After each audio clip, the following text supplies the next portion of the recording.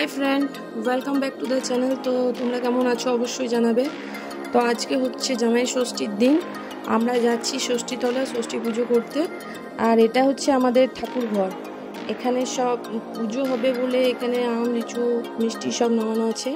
আর আমরা ষষ্ঠীতলা পৌঁছে গেছি। এখানে আমরা প্রতি বছরই মা ষষ্ঠীর পুজো করি।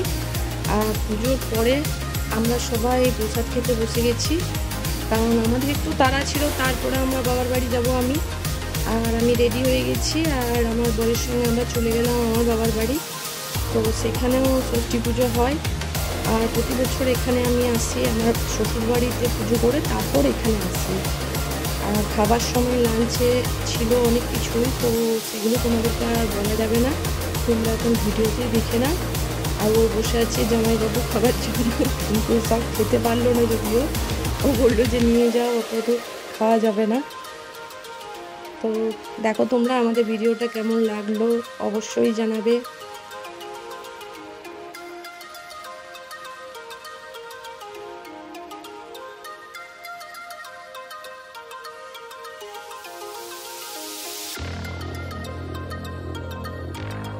আর এখন চলে এসেছে বিকালের মেনু, তোমরা দেখতেই পাচ্ছ।